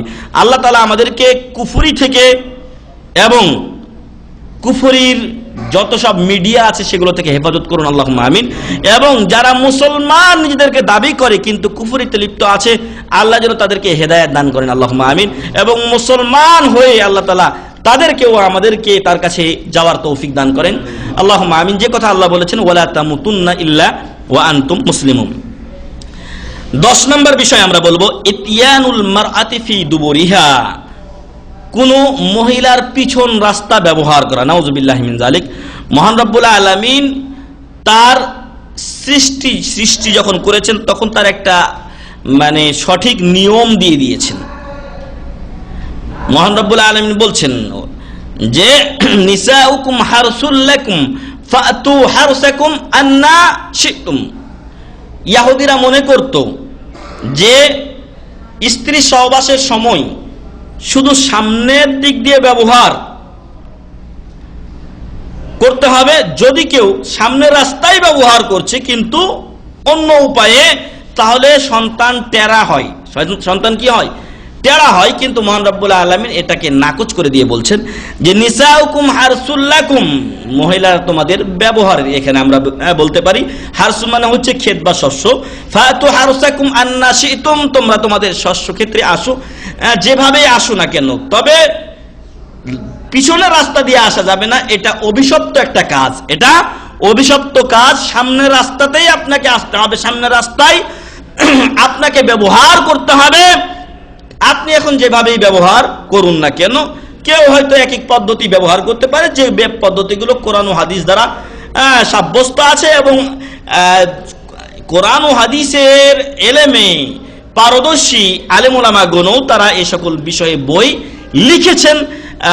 সেই বইগুলো যদি আপনারা পড়তে চান পড়তে পারেন। তবে বলবো যে পিছনের রাস্তা কোনো ক্রমে ব্যবহার করা যাবে না, সম্পূর্ণ হারাম।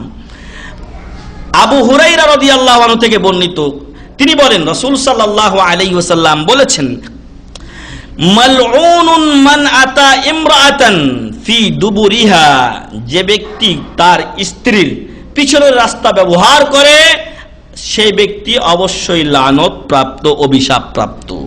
তাই আমরা যেন আল্লাহর সৃষ্টিকে পরিবর্তন করতে না চাই, আল্লাহর নীতিকে, আল্লাহর রীতিকে আমরা যেন ভুলে না যাই। আর এ সকল যে খারাপ আচরণের কথা এখানে বলা হচ্ছে, অবশ্যই এটা অভিশপ্ত জাতিদের কাজ, অভিশপ্ত জাতিদের কাজ। আর তারা হলো ইহুদি ও খ্রিস্টান এবং অন্যান্য মুশরিক ও অগ্নিপূজক সম্প্রদায়। সেই সম্প্রদায়ের অশ্লীলতা থেকে এখন মুসলিম নামধারী অনেক লোক এই সকল ব্যবহারে চলে যায়। এরকম অনেক প্রশ্ন আমাদের কাছে আসে। প্রিয় ভাই এবং বন্ধুগণ, দয়া করে আল্লাহর নিয়ম মেনে চলুন, আল্লাহর নীতিতে চলুন, হারাম অবৈধ পন্থাকে বর্জন করুন, নতুবা হয়তো অভিশপ্ত পথে অভিশপ্ত হয়ে যাবেন এবং আপনি ধ্বংস হয়ে যাবেন, অথচ আপনি মনে করছেন যে হয়তো আপনি ঠিক পথেই চলছেন। তাই 10 নম্বর অভিশপ্ত এবং কবিরা গুনাহ। কবিরা গুনাহ হলো কি, যে স্ত্রীর পিছনের রাস্তা ব্যবহার করা। এটা আল্লাহ তাআলা অন্য কাজের জন্য, পায়খানার জন্য তৈরি করেছেন, এটা পায়খানার রাস্তা, এটা ব্যবহার করা যাবে না। 11 নম্বর বিষয়, হয়তো আমরা এই বিষয় দিয়ে আজকে শেষ করব, কারণ অনেকক্ষণ সময় আপনাদের নিয়েছি। 11 নম্বর বিষয় বেজোড় যেন থাকে, এই জন্য এই 11 নম্বর দিয়ে আজকে শেষ করব। এবং এই বিষয়টাও অত্যন্ত গুরুত্বপূর্ণ আমাদের জন্য। আল মুহাল্লিলু ওয়াল মুহাল্লিলা লাহ ওয়াল মুহাল্লালা লাহ, হালালকারী আর যার জন্য হালাল করা হয়। বুঝতে পারছেন না? যে ব্যক্তি হালাল করে আর যার জন্য হালাল করা হয়। আমাদের দেশে হিল্লা, ওটা হিল্লাকে হিলা মানে বাংলা হিলাই ব্যবহার করা হয়েছে। তো এই হিল্লা প্রথা যেটা চালু আছে, এটা অভিশপ্ত একটা প্রথা, এটা অভিশপ্ত একটা প্রথা এবং এটা একটা হারাম পন্থা। অবশ্যই ইহা বর্জন করতে হবে। যারা এটা করে, যার জন্য করা হয়, উভয়ে কি অভিশপ্ত ব্যক্তি, উভয়ে অভিশপ্ত ব্যক্তি, আল্লাহর রহমত থেকে বঞ্চিত ব্যক্তি। আসুন আমরা শুনি রাসূল সাল্লাল্লাহু আলাইহি ওয়াসাল্লাম এই বদভ্যাস লোকদের ব্যাপারে কি বলছেন। আন উকবা ইবনে আমির قال قال رسول الله صلى الله عليه وسلم উকবা বিন আমির রাদিয়াল্লাহু আনহু থেকে বর্ণিত, রাসূল সাল্লাল্লাহু আলাইহি সাল্লাম বলেন, তিনি বলেন রাসূল সাল্লাল্লাহু আলাইহি সাল্লাম বলেছেন, আলা উখবিরুকুম, আমি কি তোমাদেরকে সংবাদ দেব না, বিত্তাইসিল মুস্তার, ভাড়া করা পাঠার ব্যাপারে। তাহলে যে মুহাল্লিল এক রাতের জন্য হালাল করছে আর একজনের ক্ষেত্রে, সেই ব্যক্তিকে তাইসুল মুস্তার বলা হয়েছে, ভাড়া করা পাঠা বলা হয়েছে, যে এক রাত্রের জন্য এই কাজটা করে থাকে। আরো একটা কথা আগে বলে নেই, যে যখন শরঈ পন্থা আমরা ছেড়ে দিয়েছি, তখন আমাদের উপরে আল্লাহর লানত অভিশাপ অটোমেটিকলি চলে এসেছে। আল্লাহ তাআলা বলছেন, ইয়া আইয়ুহান নবী ইযা তাল্লাকতুমুন নিসা ফাতাল্লিকুহুন্না লিইদ্দাতিহিন্না ওয়া আহসুল ইদ্দাহ। হে নবী মুহাম্মদ সাল্লাল্লাহু আলাইহি ওয়াসাল্লাম, তাকে খেতাব, কিন্তু আমরা সবাই এর মধ্যে শামিল আছি। যখন আপনি তালাক দিবেন, তখন ইদ্দতে তালাক দিন, 1 মাস পর পর তালাক দিবেন। কেন 3 মাসের চান্স দেওয়া হয়েছে? কারণ তালাক যাতে আপনি ভেবে চিন্তে দিতে পারেন। যদি আপনি মনে করেন যে না, প্রথমটা আপনি ভুল দিয়েছেন, তাহলে দ্বিতীয়টাই আপনি কি করবেন? ফিরিয়ে নেবেন। আপনি এই সুযোগগুলো ইসলাম আপনাকে দিয়েছে, আর আপনি এই সুযোগ সব হাতছাড়া করে দিয়েছেন। আর এক ফতোয়া আপনি চালু করেছেন, যে একেবারে গোষ্ঠী শুদ্ধা দিয়ে দিচ্ছেন, যার ফলে আপনি অন্যায় পথে যখন পা বাড়িয়েছেন, আপনার জীবন সংকীর্ণ হয়ে গেছে।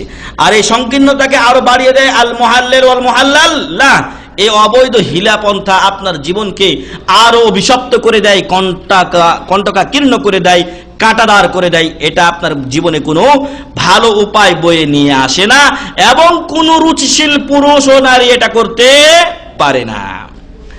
আলা উখবিরুকুম বিত্তাইসিল মুস্তার, আমি কি তোমাদেরকে ভাড়া করা পাঠার ব্যাপারে বলবো না, সংবাদ দেব না? ক্বালু বালা ইয়া রাসূলুল্লাহ সাল্লাল্লাহু আলাইহি ওয়াসাল্লাম, তারা বললেন যে হ্যাঁ আল্লাহ রাসূল সাল্লাল্লাহু আলাইহি ওয়াসাল্লাম, আপনি আমাদেরকে ভাড়া করা পাঠা সম্পর্কে বলুন, কে সে? ক্বালু হুয়াল মুহাল্লিলু, এ হলো যে হালাল করে, যে হালাল করে এক রাতের জন্য, ওয়াল মুহাল্লাল লাহ, এবং যার জন্য হালাল করা হয়, এরা হচ্ছে ভাড়া করা পাঠা। এদের থেকে সাবধান ও সতর্ক থাকতে হবে। আর লাআনাল্লাহুল মুহাল্লিলা ওয়াল মুহাল্লালা লাহ, ইবনে মাজাহ শরীফের 1926 নম্বর হাদিসে আল্লাহ রাসূল সাল্লাল্লাহু আলাইহি ওয়াসাল্লাম বলেন যে আল্লাহ অভিশাপ দিয়েছেন কাকে? মুহাল্লিল ওয়াল মুহাল্লালা লাহ, যে হালাল করে, যার জন্য করা হয়। এরকম খারাপ পথ থেকে আমরা যেন বেঁচে থাকি, এবং আমাদের জাতিকে যেন সাবধান ও সতর্ক করি, আল্লাহুম্মা আমিন। এবং এমনই এক ঘটনা শুনেছি আমি, ঘটেছিল যে একজন বিদেশ ফেরত লোক, তার অনেক টাকা পয়সা আছে, ঢাকাতে বড় বাড়ি করেছেন তিনি, কিন্তু বাড়িটা করেছেন স্ত্রীর নামে। বাড়িটা কার নামে? স্ত্রীর নামে বাড়ি করেছে। এবার কিন্তু একসাথে কয় তালাক মেরে দিয়েছে? 3, 4, 5, 10 তালাক মেরে দিয়েছে। দেওয়ার পর এখন হিলা করবেন, এই অভিশপ্ত হিলা এবং ভাড়া করা পাঠা নিয়ে এসেছে বাড়ির চাকরকে। কাকে? বাড়ির চাকরকে, তোকে এত টাকা দেব, তুই ম্যাডামের সাথে 1 রাত থাকবি, খবরদার ওর সাথে কিন্তু হাত পা কিছু নড়ানড়ি করবি না, মানে এক কোনায় তুই থাকবি আর এক কোনায় ওই থাকবি। তো এই থাকার মানে কি ভাই? আল্লাহ রাসূল সাল্লাল্লাহু আলাইহি ওয়াসাল্লাম বলেছিলেন যে লা হাত্তা তাযুকা উসাইলাতাহু ওয়া ইয়াযুকু উসাইলাতাকি। রাসূল সাল্লাল্লাহু আলাইহি ওয়াসাল্লাম এক মহিলাকে বলেছিলেন যে যতক্ষণ পর্যন্ত তোমাদের মিলন না হবে, ততক্ষণ পর্যন্ত আগের স্বামীর কাছে তোমার ফিরে যাওয়া জায়েজ নয়। আর এরা ওই অভিশপ্ত এক বিষয়ের মধ্যে আরেক অভিশপ্ত বিষয় মিথ্যাকে ঢুকিয়ে দিয়েছে।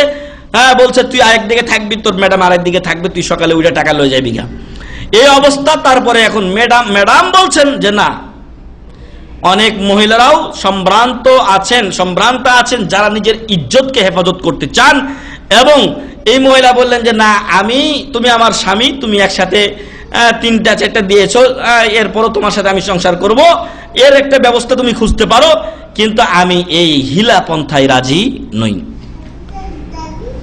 দেখা গেল যে এই স্ত্রীকে জোর করে হিলা দেওয়া হলো বাড়ির চাকরের সাথে। এবার চাকর কিন্তু ওয়ালের সাথে লেগে আছে, চাকর রাত্রে ওয়ালের সাথে লেগে আছে, স্ত্রী অন্যদিকে।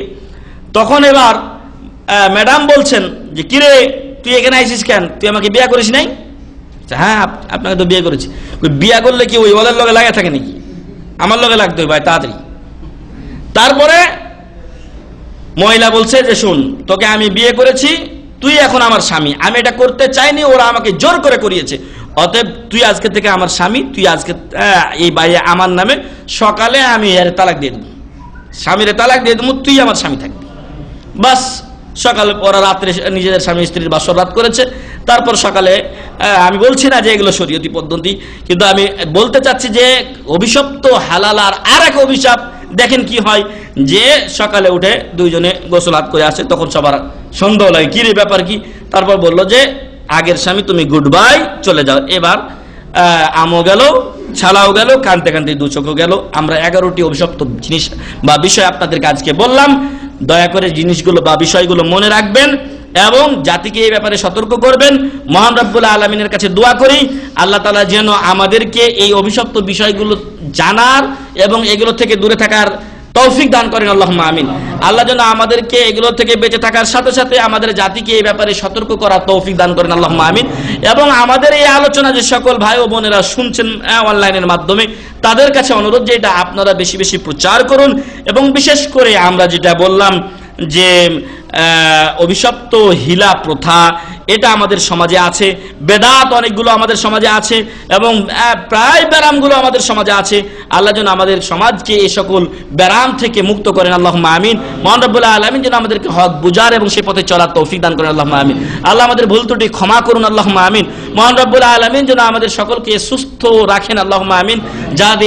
যারা অসুস্থ আছেন, আমাদের নামাজের আগে বা লেকচারের আগে এক ভাই বলছিলেন যে তার স্ত্রী নাকি, কোন ভাইয়ের জন্য স্ত্রী অসুস্থ, আল্লাহ যেন তার স্ত্রীকে সুস্থতা দান করেন, আল্লাহুম্মা আমিন। আল্লাহ যেন তাকে দ্রুত আরোগ্য দান করেন, আল্লাহুম্মা আমিন। এবং ভাইকে বলবো যে আল্লাহ তাআলা যত অসুখ দিয়েছেন তার জন্য ঔষধও দিয়েছেন, ঔষধের পদ এবং বিভিন্ন চিকিৎসা আপনি গ্রহণ করুন। আমরা দোয়া করি আল্লাহ যেন আপনার স্ত্রীকে দ্রুত আরোগ্য দান করেন, আল্লাহুম্মা আমিন।